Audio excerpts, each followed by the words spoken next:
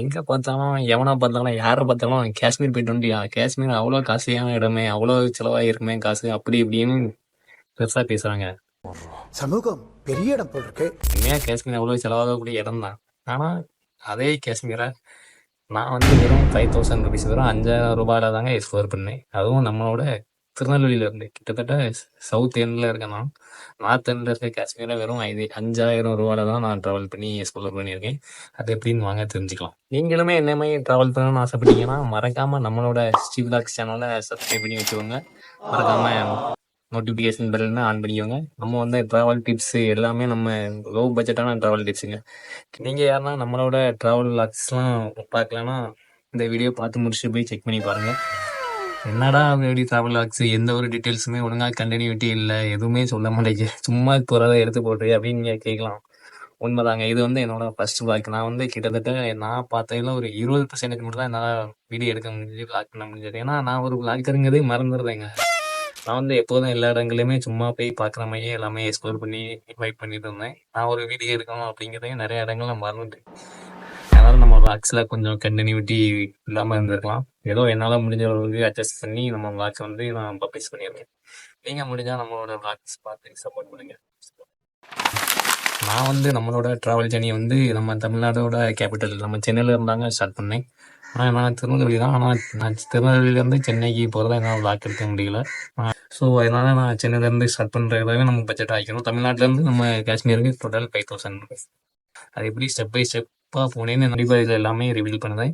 எல்லாமே real story தான். எனக்கு சொல்லப்போனால் எனக்கு 5000 விட கம்மியாக தான் ஆகியிருக்கும். ஆனால் நானே கொஞ்சம் எல்லாருமே வந்து போகிற மாதிரி தான் எல்லா நம்மளோட பட்ஜெட் ரிவீலுமே பண்ணியிருக்கேன். ஸோ அதனால நீங்கள் எல்லாருமே மறக்காமல் போங்க. இந்த பட்ஜெட்டோட இந்த நான் 5000 ருபீஸில் போனது ஒரு கண்டென்ட்டுக்காக போனேன் அப்படின்லாம் நிறையா நினச்சிட்ருக்காங்க. கண்டென்ட்டுக்காக இல்லை, அது வந்து என்னோட ரியல் ஸ்டேஜுங்க. ரியல் ஸ்டேஜிங் என்னோட உண்மையான நிலைமையும் என்கிட்ட அந்த அளவுக்கு காசுலாம் இல்லைங்க. நான் ஆனால் காசு இல்லாதவங்களுமே ட்ராவல் பண்ணணும். அதுக்கு ஒரு எக்ஸாம்பிளாக நம்ம இந்த ஒரு சேனலே ஓப்பன் பண்ணியிருக்கு. நீங்கள் முந்தி உள்ள காலத்துலலாம் பார்த்தீங்கன்னா இப்போ காஷ்மீர் ஏதாச்சும் ஒரு பெரிய பெரிய டூரிஸ்ட் ஸ்பாட்ஸில் இருந்தெல்லாம் யாராச்சும் ஃபோட்டோ எடுத்து போட்டால் அவங்க வந்து பெரும்பாலும் ரிச்சர்ஸ் மேனு அந்த மாதிரி ரிச் பீப்புள்ஸாக தான் இருப்பாங்க. ஆனால் இப்போ வந்து லோ மிடில் கிளாஸு என்ன மாதிரி லோ மிடில் கிளாஸு எல்லாருமே ட்ராவல் பண்ணுவாங்க. அதுக்கான ரீசன் வந்து ட்ராவல் வந்து சில பேர்த்துக்கு வந்து சுற்றி பார்க்குறது என்டர்டெயின்மெண்ட் பொழுதுபோக்கு அந்த மாதிரி. ஆனால் பல பேர்த்துக்கு ட்ராவல் வந்து ஒரு மெடிசன் வாங்க.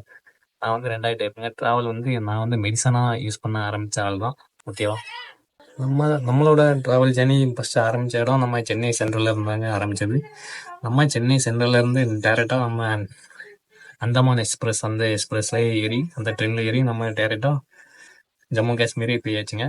ஆனால் மற்ற எல்லா விளாக்கர்ஸுமே சொல்லுவாங்க ஜம்மு தாவி ரயில்வே ஸ்டேஷன்லேருந்து நம்மளை ஸ்ரீநகருக்கு டாக்ஸி எடுக்க சொல்லுவாங்க, இல்லாட்டி பணிகளுக்கு டாக்ஸி எடுக்க சொல்லுவாங்க. ஆனால் அதை விட நம்ம உதம்பூர் அப்படிங்கிற ஒரு ஸ்டேஷன் இருக்குது, எம்சிடிஎம் உதம்பூர். அது ஜம்முக்கு அடுத்து ஒரு 4வது ஸ்டேஷன் 5வது ஸ்டேஷன் வரும். நம்ம அந்த ஸ்டேஷன்ல இருந்து நம்ம ஸ்ரீநகருக்கு போகிறதுனால நமக்கு இன்னும் கொஞ்சம் பட்ஜெட்டாகவே முடிக்கலாம். ஜம்முல இருந்து போனா ஒரு 200 முன்னாடி ஆகும். நான் வந்து உதம்பூர்ல இருந்து போனேங்க. சென்னை டு ஜம்மு வந்து 560 நான் வந்து செகண்ட் கிளாஸ் தாங்க போனேன். நான் செகண்ட் கிளாஸ் வச்சே நான் கவுண்ட் பண்ணியிருக்கேங்க. நீங்கள் ஒருவேளை ஃபர்ஸ்ட் ஏசி இல்லாட்டி ஸ்லீப்பரில் போகணும்னு நினச்சிங்கன்னா இதுலேருந்து ஒரு 2000 3000 எக்ஸ்பென்ஸ் அதிகமாகும். ஆனால் நீங்கள் ஜென்ரலில் போகிறது தான் என்ன கேட்டால் நல்லது அப்படிங்க. நீங்கள் ஏதாச்சும் டூர் போகிறீங்க அந்த மாதிரி போகிறீங்கன்னு நினச்சிங்கன்னா நீங்கள் ஏசி ஸ்லீப்பர் இதனாலும் புக் பண்ணிக்கோங்க.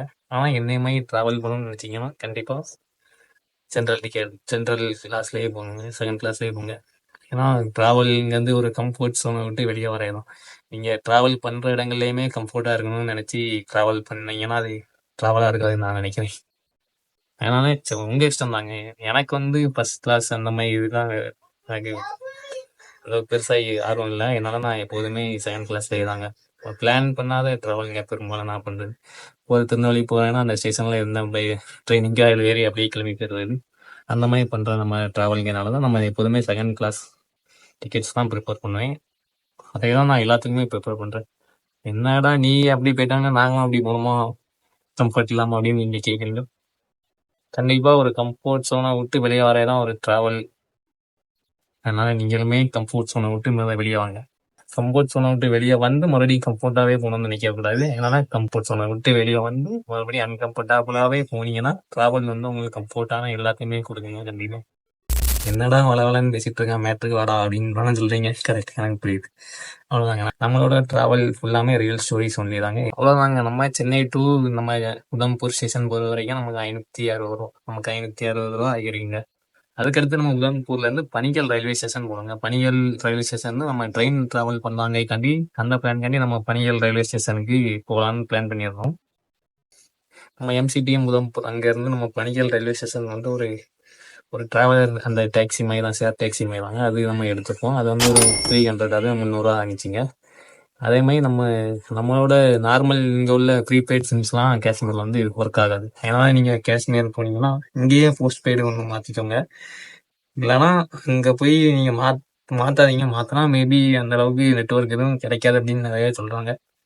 ஆனால் அங்கே போய் புது சிம்மே வாங்கிட்டாங்க. அது ஒரு 300 வந்துச்சுங்க. 1360 ரூபா ஆகியிருக்குங்க. நம்ம பனிகள் போய் சேர்ந்துட்டோம். அதுக்கடுத்து பனிகள்ல இருந்து நம்ம வந்து இந்த பனிகள் டு ஸ்ரீநகர், அது வந்து நமக்கு வந்து அங்கே உள்ள ஒரு ட்ரெயினில் தான் போயிருந்தோங்க, லோக்கல் ட்ரெயினில். அதனால் வெறும் 20 ரூபா தான் பனிகள் டு ஸ்ரீநகர். 1180 ரூபாங்க இதோட. நெக்ஸ்ட் அவ்வளோதாங்க, நம்ம ஸ்ரீநகர் போய் சேர்ந்துட்டோம். ஸ்ரீநகர்லேருந்து நம்ம அப்படியே ஸ்ரீநகரில் டால் லேக்கு, அதுமாதிரி சண்டே மார்க்கெட்டு, அங்கே உள்ள மார்க்கெட்ஸ், லோக்கல்ஸ், அங்கே எங்கே நம்ம அப்படியே ஒரு 2 மணி நேரம் அப்படியே நம்ம பாட்டுக்கு சுற்றிட்டே இருந்தோங்க. அங்கே உள்ள லோக்கல் பார்க்ஸ் எல்லாத்துக்குமே நம்ம போய் சுற்றி பார்த்தோம். அதில் நம்ம மோஸ்ட்லி ஸ்ரீநகர் லாக்ஸில் ஒரு 20% தான் நம்மளால் க்ளீன் பண்ண முடிஞ்சிருக்கு. நிறையா பிள்ளைங்க நான் எடுக்கவே இல்லை. அவ்வளோதாங்க. நெக்ஸ்ட்டு நம்ம ஸ்ரீநகரில் டால் லேக் எல்லா இடங்கள்லையுமே நம்ம ஹைஸ்கூலாக சுற்றணும். நம்ம சிக்காரா ரைடு போகணுன்னு நான் ரொம்ப ஆசைப்பட்டேன். ஆனால் சிக்காரா ரைடு 850 ரூபா கேட்டாங்க. நான் ஒருத்தன் தான் போகணுங்க, கண்டி 850 ரூபா நான் ஸ்பெண்ட் பண்ண விரும்பலை. அதனால் நான் டால் லேக்லேயே டைமை ஸ்பெண்ட் பண்ணிவிட்டு அங்கே ஸ்நாக்ஸ் எல்லாமே வாங்கி சாப்பிட்டு அப்படியே அங்கேயே சுற்றிட்டு நெக்ஸ்ட் நம்ம ஒரு போட் ஹவுஸ் ஸ்டே வந்து அங்கே பார்த்துருந்தோம். 500, அதான் அதை விட லோ பட்ஜெட்டாக இருந்துச்சு. நான் போட் ஹவுஸ் எக்ஸ்பீரியன்ஸ் பண்ணாங்க ஒரு போட் ஹவுஸ் ஸ்டே பார்த்தேன். நிறைய இடங்கள்ல நம்ம ஹாஸ்டல்ஸ் இந்த மாதிரிலாம் போனால் 300க்கே முடியும். அதே மாதிரி நீங்கள் எங்கே ட்ராவல் பண்ணீங்கனாலுமே இன்னுமே உங்களோட ட்ராவல் காஸ்ட்டை கம்மியாக்குறதுக்காண்டி இந்த கவுச் சர்ஃபிங்லாம் நிறையா இந்த அப்ளிகேஷன்ஸ் இருக்குங்க. அதில் வந்து காஸ்ட் நம்மளை வந்து சேவ் பண்ணுறதுக்கு அந்த மாதிரிலாம் இது பண்ணுவாங்க. அதுலேயுமே நான் ட்ரை பண்ணி பார்த்தேன், எனக்கு கிடைக்கல. ஏன்னா எனக்கு யாரை எப்படி அப்ரோச் பண்ணணும் அந்த மாதிரி எதுவுமே தெரியலங்க. பேசிக்கலி நான் வந்து ஒரு இன்ட்ரோவர்ட். அதனால் நான் பெருசாக சரி ஓகே அதெல்லாம் நமக்கு வேண்டாம் அப்படின்னு நான் ஒரு ரூம் போட் ஹவுஸ் பார்த்து அங்கே ஸ்டே பண்ணுறேங்க. 500.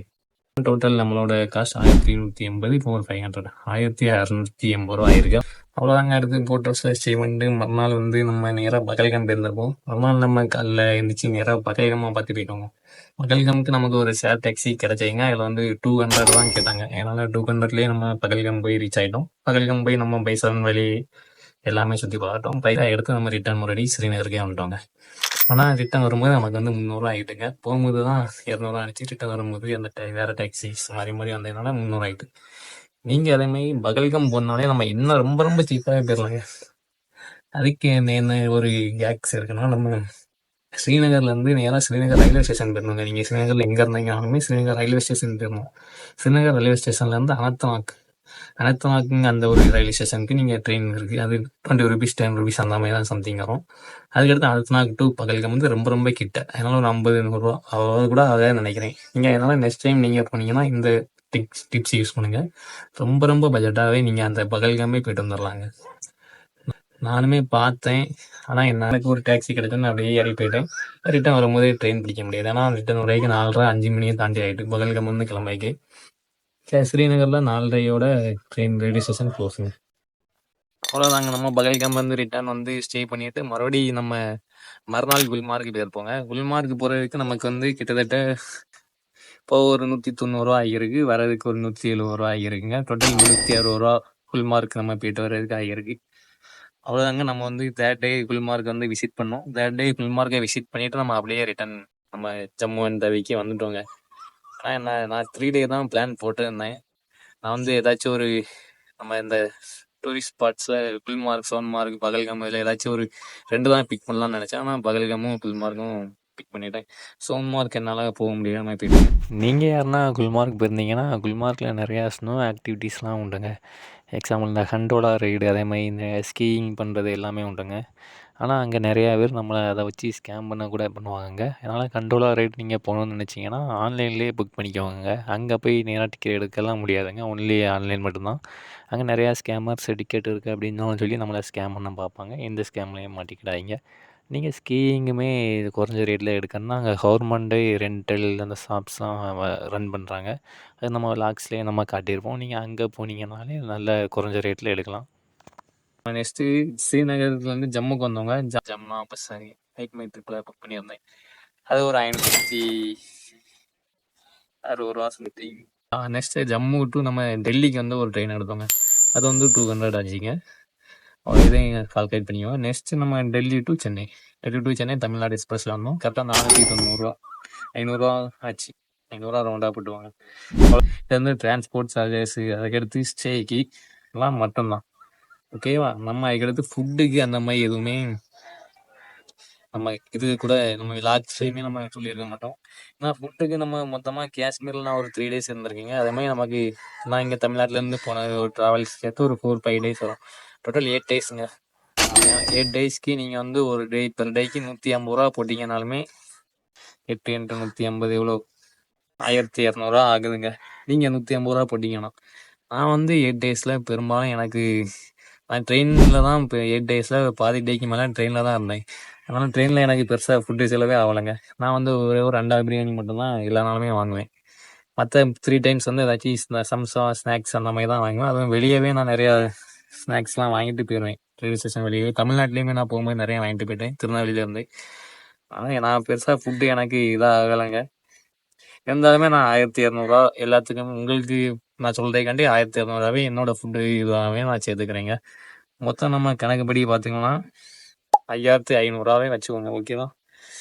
இது வந்து உங்களுக்கு நீங்கள் என்ன மாதிரி ஒரு நார்மலான ட்ராவலாக பண்ணணும்னு நினச்சிங்கன்னா அந்த 1500 ஆகுங்க. ஓகேவா? ஆனால் எனக்கு கம்மியாக தான் ஆனிச்சு. ஆனால் உங்களுக்கு 5500 ஆகலாம். இல்லாட்டி 5500 கூடவும் கூட ஆகலாம்.